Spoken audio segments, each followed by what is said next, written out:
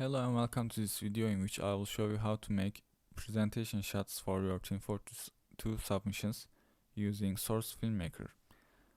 And this video will assume that you already have a completed submission which is ready to submit.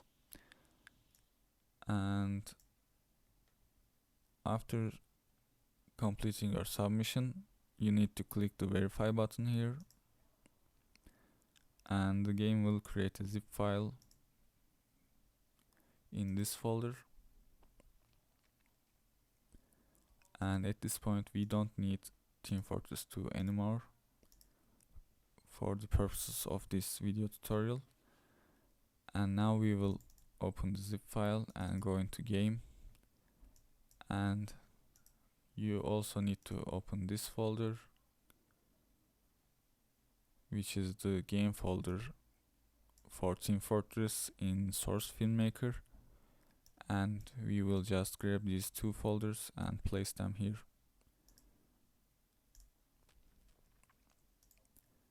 And then we will launch Source Filmmaker.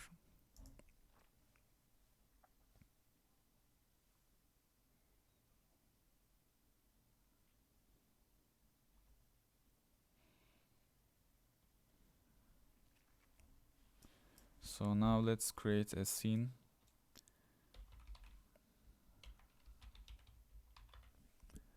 Okay, and click create, and it says no map loaded, so we will right click in the viewport and click load map, and for this one I will use 2/4 and I click open.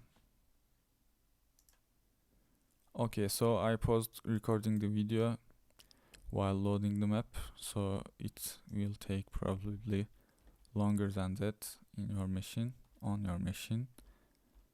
And I will just create a shot here, and let's start with bringing our chicken into the scene. So I right click in the animation set editor and click create a new create animation set for new model, and it will take me here where I can search by using the name. And okay, I select it and click open. So I don't know why this happens, but it sometimes happens, so I will just give it another try. And the second one imported or opened properly, so I will delete the first one. Okay, now we have our chicken, and we now also need a pyro. So I write HWM, which is the folder inside which the class models are stored. So I double click pyro, and here I have my pyro. By the way, I'm holding the first mouse button and using WASD keys to fly inside my scene. Sorry, probably I should have said that in the beginning, but that's how you move. And you can also use the Z and X keys to move upward and downward. So now we are in the clip editor mode, but we need to go into motion editor mode for editing our scene. So I click that one, and while we are in this mode, you can hold down your control key to see the bones, and I will just pick the root transform by clicking on it with my mouse one key and move my model so I can place it as I like. Okay, so let's place him like this, and I will try to give him a chicken pose. So I will be rotating bones a lot, and as you can see, you can rotate the bones in the same way as you move them. You just hold Ctrl and click the bone and rotate it.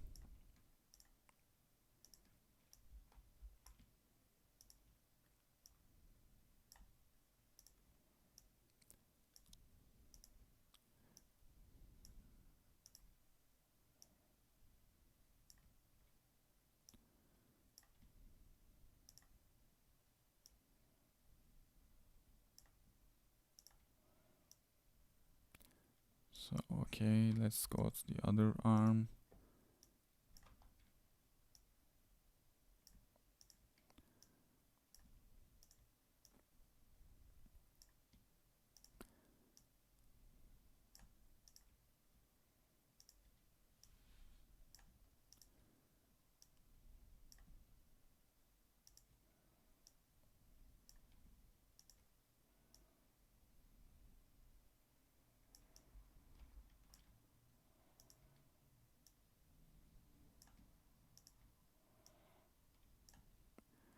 And I will also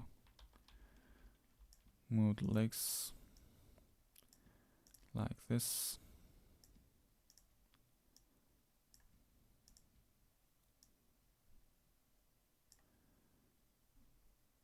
Okay, let's do it like this.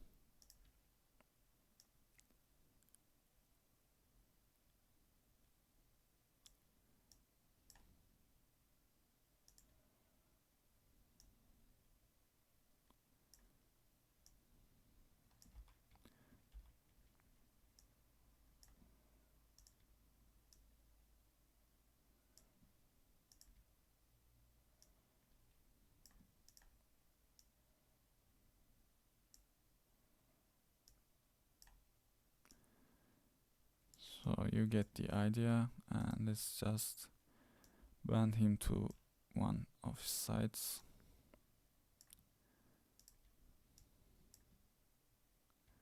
Okay, this is too much.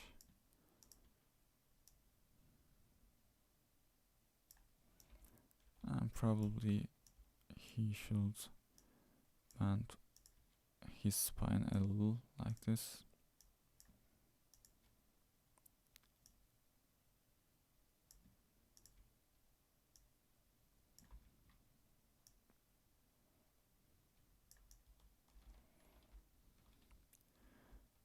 So okay, let's assume that we are happy with the pose, and now we will need to bring the chicken into its proper position. And in order to do that, we will need to lock the transforms of the chicken's skeleton. And in order to do that, I just opened the skeleton of the chicken, and I also need to open these parts for the pyro, and I will just click and drag the bone names from the pyro into the chicken skeleton. So let's do them all. And as you see, when I drag and drop the bone names, a small lock appears here, which means the transforms are getting locked.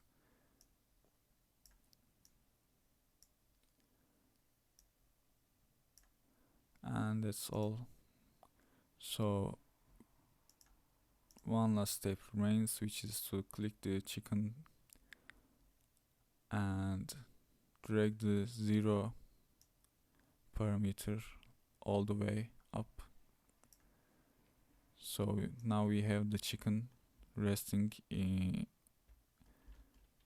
on the pyro's shoulder properly, and probably we should move his head so it matches the chicken's head.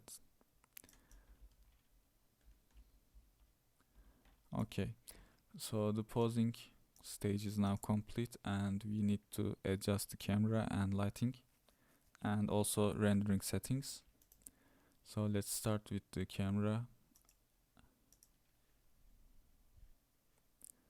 So I selected my camera, and I will change my scene camera to camera 2, which I just created.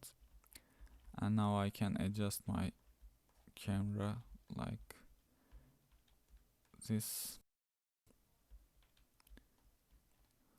or this side maybe. No.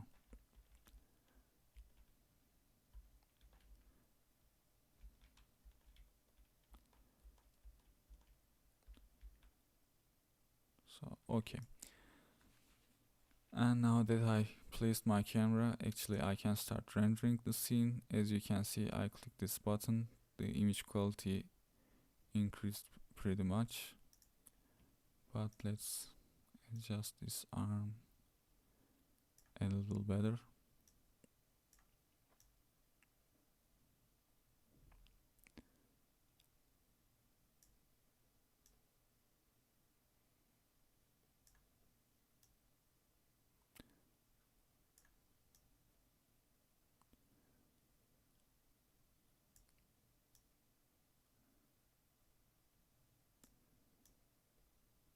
So okay, let's leave it like this for now.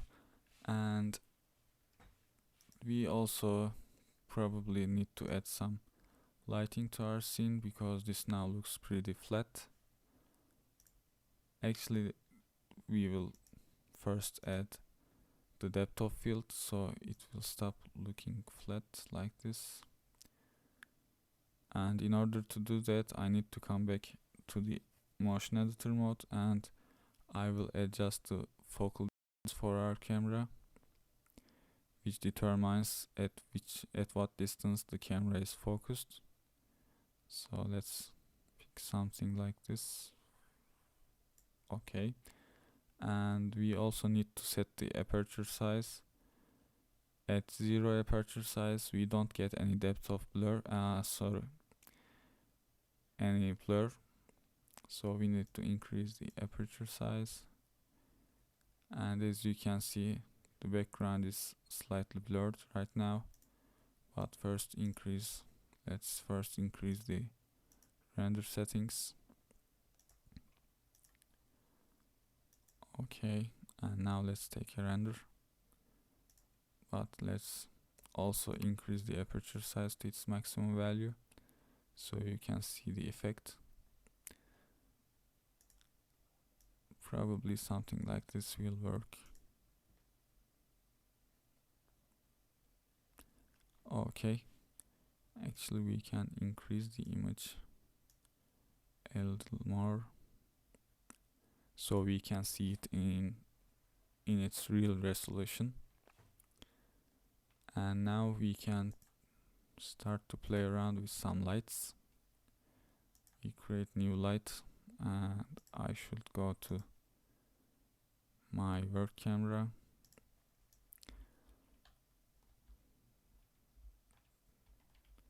And let's select lights and play around with it.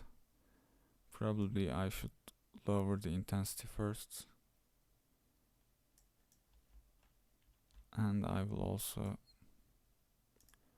move it away. But let's first adjust the angle roughly.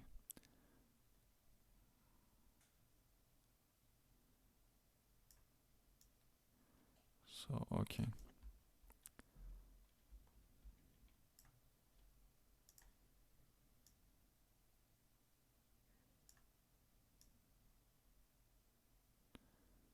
So, I know it's an interior location, but let's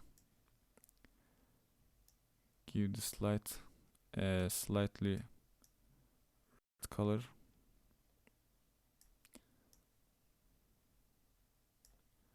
So it will look like maybe the morning, sun is rising, etc.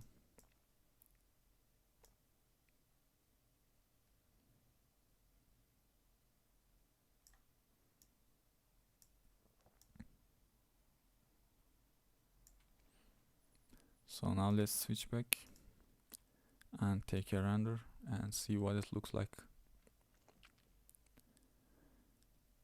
Okay, so I think this is the end for this video. The last thing we do is to save our scene and export our image to the clipboard, and you can paste it into wherever you like. So I hope this video was useful for you. Thanks for watching. Bye.